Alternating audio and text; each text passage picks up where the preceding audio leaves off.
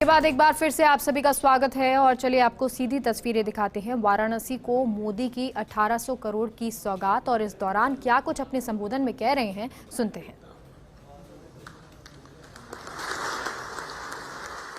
मैं काशी का सांसद हूं। मेरी काशी में आप पधारे हैं तो एक प्रकार से मैं होस्ट भी हूं।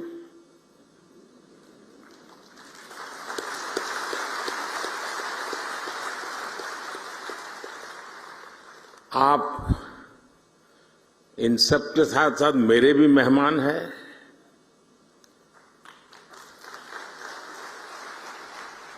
मुझे विश्वास है कि व्यवस्थाओं में ज्यादा आपको असुविधा नहीं होगी। प्रबंध करने का सबने भरपूर प्रयास भी किया होगा, लेकिन फिर भी अगर कोई कमी रह गई है तो वो दोष मेरा रहेगा।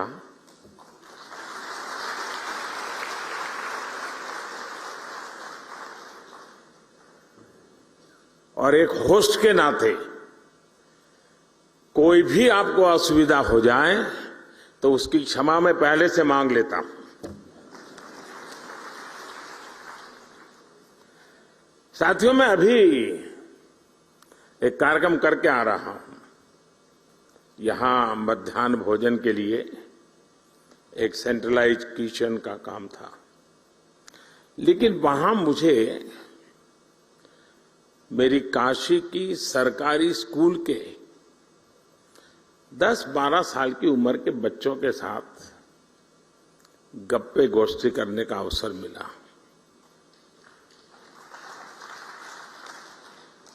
और वहां से निकल करके यहां आया हूं।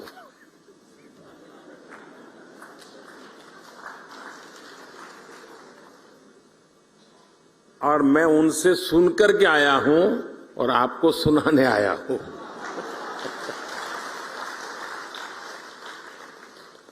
और मुझे कहना होगा,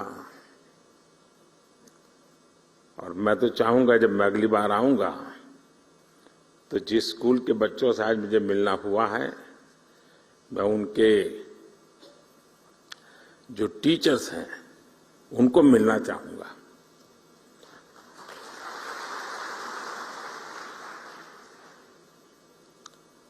आप कल्पना कर सकते हैं कि ऐसा विचार मुझे क्यों आया होगा। मेरे मन पर इतना प्रभाव पैदा हुआ। 10-15 मिनट का ही वो अवसर था मेरे पास, लेकिन जो प्रतिभा उन बच्चों में थी, जो टैलेंट थी, जो कॉन्फिडेंस था और जो विविधता थी, और वो भी एक सरकारी स्कूल के हमारे सामान्य परिवार के बच्चों की।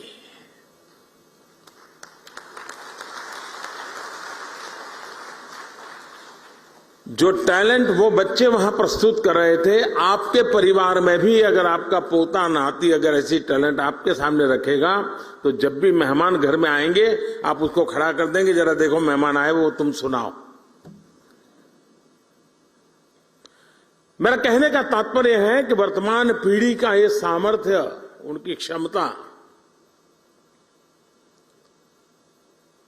जब वो आप जहां है वहां पहुंचेंगे, पद पे नहीं, उस इंस्टीट्यूट में, आप तो नहीं होंगे, आप ऐसे इंस्टीट्यूट बना के जाएंगे कि इस प्रतिभा के बच्चे आने वाले दिनों में आने वाले हैं, उनको वहां कमी नजर ना आए। ये काम सबसे बड़ा आपके जिम्मे है।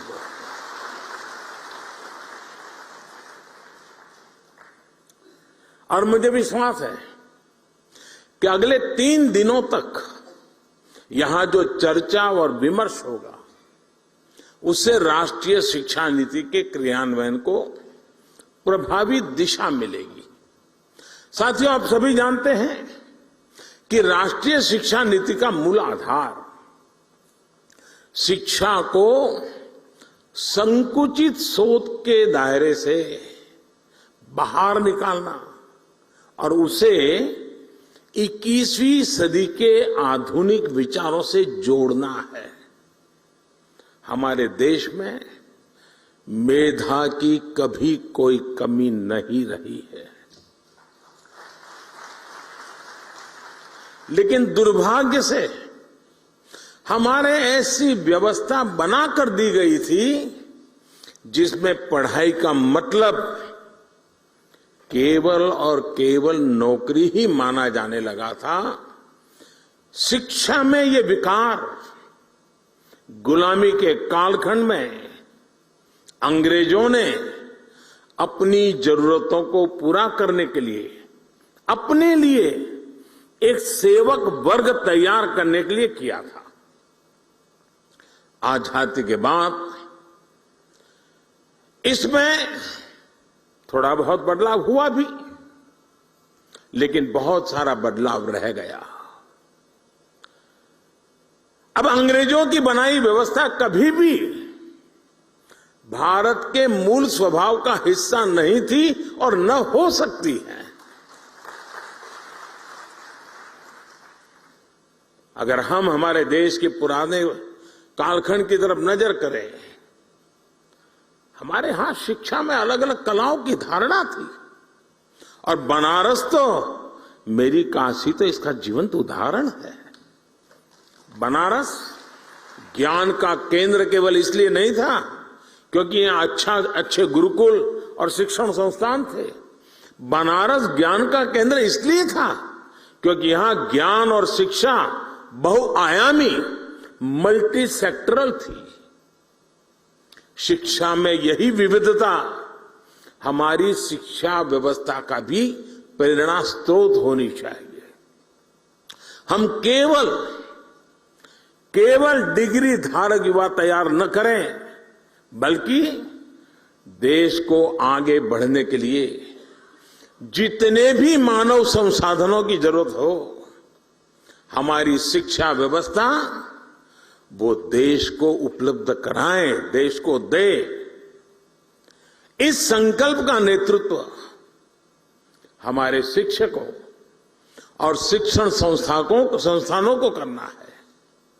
हमारे शिक्षक जितनी तेजी से इस भावना को आत्मसात करेंगे, छात्र छात्राओं को, देश के युवाओं को उतना ही ज्यादा, देश के आने वाले भविष्य को भी उतना ही ज्यादा लाभ होगा। साथियों, नए भारत के निर्माण के लिए नई व्यवस्थाओं का निर्माण, आधुनिक व्यवस्थाओं का समावेश उतना ही जरूरी है जो पहले कभी नहीं हुआ। जिन लक्ष्यों को पाने की देश ने कल्पना भी नहीं करता था, वो आज के भारत में हकीकत हमारे सामने निर्माण हो रही है।